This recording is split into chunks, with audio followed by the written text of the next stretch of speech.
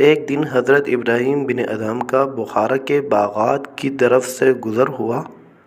آپ ایک نہر کے کنارے جو باغات کے اندر سے ہوتی ہوئی گزرتی تھی بیٹھ کر وضو کرنے لگے۔ آپ نے دیکھا کہ نہر کے اندر ایک سیب بہتا ہوا آ رہا ہے۔ خیال کیا کہ اس کے کھا لینے میں کوئی مذائقہ نہیں، چنانچہ سیب اٹھا کر کھا لیا۔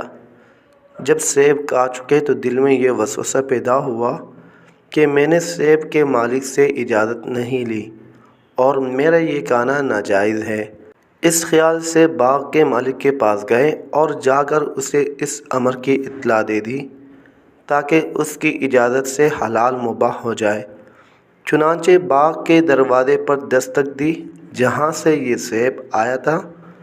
آواز سن کر ایک لڑکی باہر آئی۔ آپ نے اس سے کہا کہ میں باغ کے مالک سے ملنا چاہتا ہوں، اسے بھیج دیجیے۔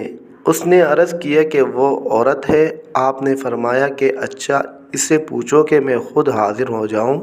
چنانچہ اجازت مل گئی اور آپ اس خاتون کے پاس تشریف لے گئے اور سارا واقعہ اس کو سنایا۔ عورت نے جواب دیا کہ باغ کا نصف حصہ میرا ہے اور نصف سلطان کا ہے۔ میں نے اپنے حصے کا سیب معاف کر دیا اور سلطان یہاں نہیں ہے، بلخ تشریف لے گئے ہیں جو بخارا سے 10 دن کی مسافت پر ہے۔ چنانچہ اس نے اپنا سیب کا نصف حصہ تو آپ کو معاف کر دیا، اب باقی رہا دوسرا نصف۔ اسے معاف کروانے کے لیے بلخ تشریف لے گئے۔ جب وہاں پہنچے تو بادشاہ کی سواری جلوس کے ساتھ جا رہی تھی۔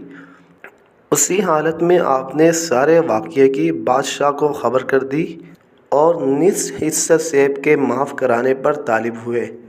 بادشاہ نے فرمایا اس وقت تو میں کچھ نہیں کہتا، کل میرے پاس تشریف لے آئیں، میں اس وقت کچھ کہہ دوں گا۔ بادشاہ کی ایک نہایت ہی خوبصورت حسین جمیل بیٹی تھی اور بہت سے شہزادوں کی طرف سے پیغام نکاح آ چکے تھے، لیکن اس شہزادی کا باپ یعنی بادشاہ انکار کر دیا کرتا تھا کیونکہ بیٹی عبادت گزار اور نیکوکاروں کو بہت پسند کرتی تھی۔